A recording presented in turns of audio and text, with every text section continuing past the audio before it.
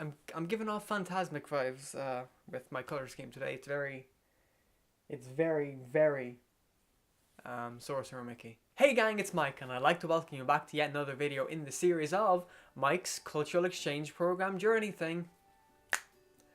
Gang, in 10 days time, as of the recording of this video, I will be on a flight to Orlando, Florida. In 12 days time, I will move into Disney housing and officially begin my cultural exchange program. It still hasn't sunk in yet. As you all can imagine, it's been an extremely busy few months for me, what with all the planning for this incredible journey I'm about to take, but also university. So I haven't been able to keep you guys all updated, and that's what this video is about. Because today I'm going to go through my folder of stuff and basically bullet point all the things that I have done in regards to my CEP since getting my final offer acceptance thing back last November. It's been that long since I found out. Oh my gosh. This doesn't feel real, and it's happening in less than 2 weeks. It's happening in a week and a half. And hopefully, in talking to you guys about what I've done to prepare for this journey, it will make it seem a bit more real for me, because at this point I still feel like a flailing Kermit, apparently. Yay! It's the Cultural Exchange Program with our very special guest star, Mike Walsh. Yay! That's staying in the video. So, without further ado, I've got my bullet point list here to talk about. I've got my physical, very well themed folder of stuff I've actually done. Let's get right into it. Okay, gang, so let's roll the clock back to November. I've just accepted my offer. The next thing you have to do within the first 30 days of accepting your offer is pay your program fee.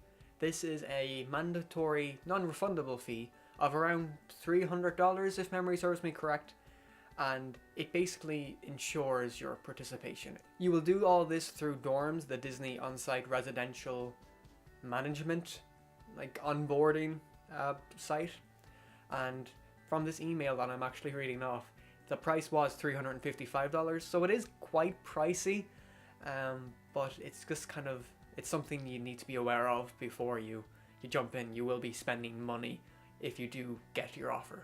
Now, the next thing you will do is apply for a DBS check. Now, a DBS check is essentially a background check, a Garda clearance over here in Ireland. And Yummy Jobs will send you a form in about January. Well, they did for me anyway. And basically it'll be a form to fill out, kind of akin to any other government form, kind of like a passport. You will fill out all your personal details, you will send it back to Yummy Jobs, and they will send it on to the DBS people. And then in a few months, well, for me it was like nearly 4 months between sending it off and getting it, you will receive your background check in the mail. You will also have to pay a small fee again to receive your certificate. You will pay this through Yummy Jobs, and Yummy Jobs will email you all this stuff so you're aware of it. But in my case, it was extremely difficult for me to get this DBS certificate. Not through anything they found or anything, but just being based in Ireland. Since the certificates are sent out automatically, they're printed automatically and enveloped automatically. The first time around, I did not receive my DBS cert, so I had to reapply for a reprint and email a few times and call a few times. And it turns out, because I live in Ireland, I am technically international mail, so somebody had to manually put an international stamp on the envelope and go to a post box and send it to me manually, because the automated service didn't pick up on the fact that the address I gave wasn't in the UK. So if you are applying from somewhere that's not in the UK and you are waiting a long time for your DBS cert, be aware it is something that can happen. Call them. They are very helpful. They were able to help me out when I spoke to somebody in person. Moving on to probably one of the most important parts of the journey is the journey. So the flights. So I booked my flights back in early February, I want to say. I'm going a roundabout way. I will be flying from Dublin to Gatwick and from Gatwick to Orlando, because it came out a lot cheaper for me to get a connecting flight in rather than flying direct from Dublin, because at the time I didn't have that much money and I wanted to make sure that I had flights. Luckily for me, the flight I am taking from Gatwick is the same flight that a lot of other people who are taking part in this CEP are taking. So I'm flying with them. We're flying as a group. It's all going to be really exciting. I couldn't ask for a better group of people to be flying with, and it is something I'm really looking forward to. I can't wait to see everybody again. And sorry, I'm getting really excited. Speaking of important things, probably the most important thing and the most time-consuming thing you will have to do in this process is apply for your visa. Now, about 3.5 months before you're due to arrive in Florida, you will receive a folder something like this from Yummy Jobs. In it, it will contain your DS 2019, which is basically your employer's way of telling the US government that, hey, this person is cleared to work with us, they will be employed for this amount of time, and hey, this is official documentation. You will also receive a document from Yummy Jobs saying, hey, this is the next step, your DS 2019 is enclosed, here's the link to apply for your J1 visa. You'll also be sent an email with the link to the various places you need to go. So for a J1 visa, you need to apply first off for DS 160. You do this through the US Department of State website, which is one of the most outdated websites I've ever seen on the planet. Be patient with it, use Google Chrome, and just fill it out. Be meticulous when you're going through. Make sure that you double check and check everything as you go along and before you submit, because any mistake you give could delay your visa application process. You also have to pay a CVIS fee. I'm not still 100% sure what this entails, but it's about $40 again. You pay this and you have to bring a confirmation of paying the CVIS fee to your visa appointment, which acts as a nice segue into booking your visa appointment. Now, I'm in Ireland, so I booked my visa appointment for Dublin, and you do this on the website. Follow the instructions as they are. It's very simple. You will be asked to reference your passport and your DS 160, and you'll be on your way. Book it, and you will have to pay €160, I think it was for me, I think.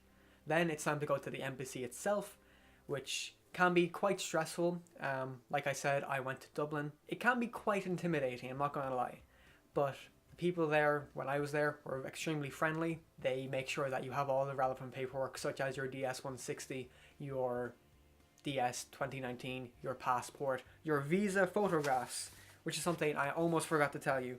Your visa photos, they are square. If you go into any place that sells passport photos or takes passport photos, make sure that they are the square ones, the 1 inch by 1 inch, I believe. The visa appointment for me went off without a hitch. Everybody there was very friendly. You will be asked to provide your documentation, such as your DS 160, your DS 2019.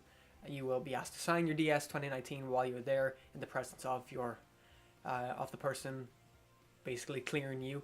You will be asked a few questions, such as where you will be working, when are you coming back, what you will be doing when you come back. For me, as I have officially finished university, I have to prove ties to the country, so a bank statement or a phone bill, something of the sort, will suffice to say, hey, I have this business at home that I will have to come back to deal with. Ensure that you know your worker rights, because there is a chance you will be asked, do you know your workers' rights? So the right to an affordable living wage, the right to not be harassed in the workplace, things of that. So ensure that you do know your worker rights while you're in the US. Your fingerprints will be taken as well, so ensure that in the days leading up to your appointment, don't get any scars on your fingerprints, because it will again delay the process. I have to say my visa appointment experience was extremely extremely good. I have no complaints. When I went up to the first window to get all my documents checked before I got cleared, the first thing the lady said was, "Oh my God, Walt Disney World?" I was like, "I know, right?" It was honestly, it made my day. I couldn't stop laughing about it then, and it put me in a good mood, and I wasn't as nervous as I was when I entered. Coming from Ireland, I don't think they get a lot of people going to work for Disney, so I think it was a nice break of face. It's nothing to worry about. It can be stressful, but know that there are literally 200 other people going through the same process as you, and the people at the visa embassy, I should say, they're dealing with people like this all the time. They know that you're nervous. They will not hold it against you, so just go in, smile, be friendly, and just remember all your documentation. When your visa appointment is done, you will give them your passport, and depending on how you chose to receive your passport back, you will either go to a depot and collect it, or it will be sent to you. If you want it sent to you, you will have to pay another fee. I elected to collect it because it was actually cheaper for me to drive somewhere and collect it. But when you do, you will receive your passport. You will have your visa all fresh and daisy in it. Now, after you receive your visa, you will then log into Disney Docs, which is something that if you got through to the final interview, you will already know about, and you will update them on where you got your visa location. You will upload a photo of your visa, and you will also upload a photo or a scan of your DS 2019 signed and approved. And yeah, Disney will take care of the rest. Medical insurance is next. Now, for Disney, as a requirement of your visa, you are required to get mandatory Lloyd's of London medical insurance. You will receive an email from Disney giving you a link to apply for said medical insurance. You will get this medical insurance for the length of your program. So for me, I have gotten medical insurance for from the 18th of June to the 16th of August. That period I am medically insured under Lloyd's of London as per my visa requirements. For the dates that I am not working, I have gotten travel insurance. I have year-long travel insurance anyway. So that will cover me while I'm traveling in the States and the days prior to me moving into housing. Again, it's another fee that is mandatory to pay. Medical insurance, well, it came to $194 for me personally, but of course, this can vary depending on your situation. Now, moving on to one of the most recent things that we've done, it is our onboarding process. Basically, as part of that process, you're filling out your I-9s, your W-4 forms, you're talking about tax, you're talking all the various handbooks you have to read, all the various forms you have to read, and probably the thing you're most familiar with, the Disney Lookbook. Basically, it's all the paperwork to sign and agree before you are officially put onto the Disney system as a cast member. Some of the forms we completed, such as the I-9, I believe, is only the first part. We will complete the second part of said form and documentation when we arrive at housing. Moving on to, you see what I did there? It was a pretty decent segue, so bear with me. Housing. Housing is one of the final things that I have done as of the recording of this video. This year there's been a bit of a hoopla about housing and how it's been dealt with, and it's been different from various years. So for those of you unaware, about 2 weeks before you arrive in Florida, you will receive an email from Disney Housing saying, hey, housing registration is now open. Click here to log into dorms and to fill out the form. It's essentially you fill out your details, once again, your preferred name on your name tag, which is very exciting, and also your housing preference. Now, Disney Housing consists of 4 different complexes. There's Vista Way, there's the Commons, there is Patterson Court, and there is also Chatham Square. Yeah.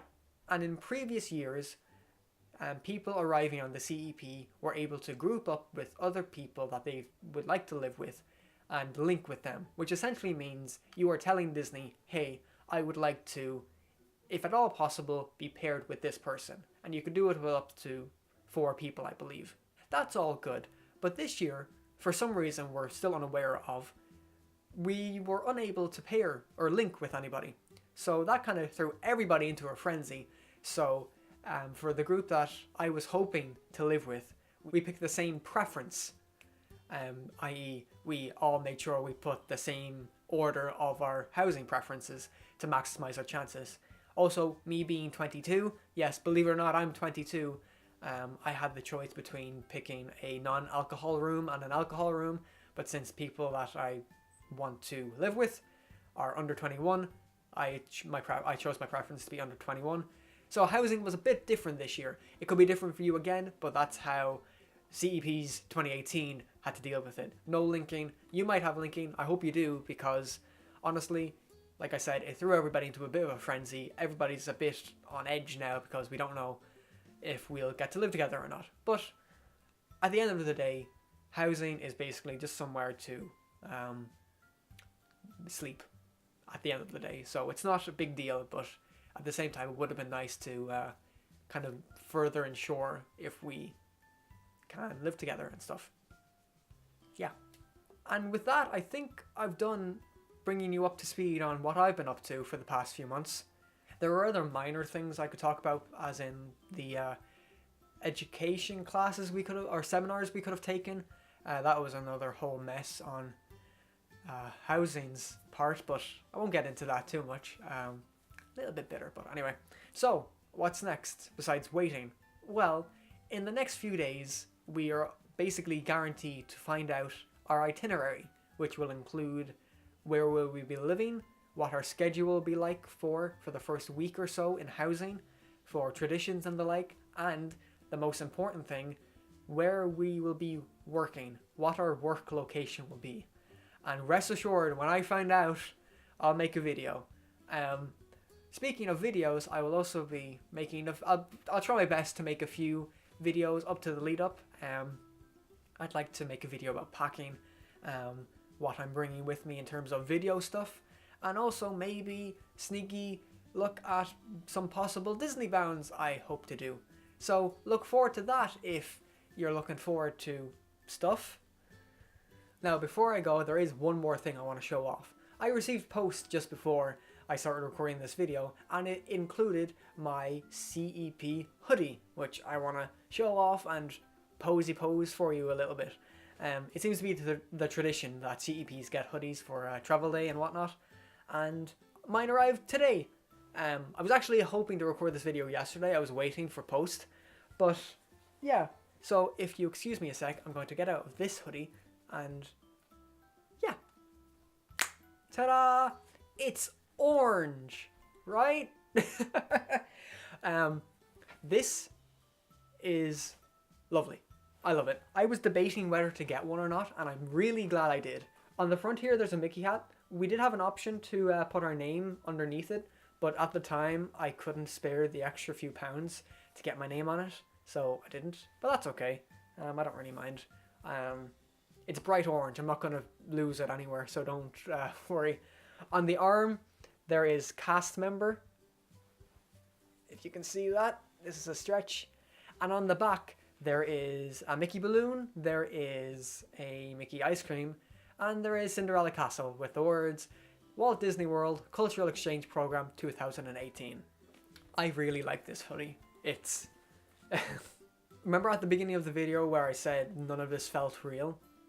It still doesn't, but with little things like this and emails that we're getting, for example, yesterday we got a final reminder email, it's starting to become so real that I can't pretend it's not happening anymore, if that makes sense. There's no other distractions now. This is happening, and I cannot wait. You have no idea. Right, I'm going to end this video here before I start rambling on about something else. So, thank you all so much for watching. Thank you all so much for your support over the past few months, over on my Instagram, over on my Twitter, over in the comments down below even. I've been getting lovely comments congratulating me ever since.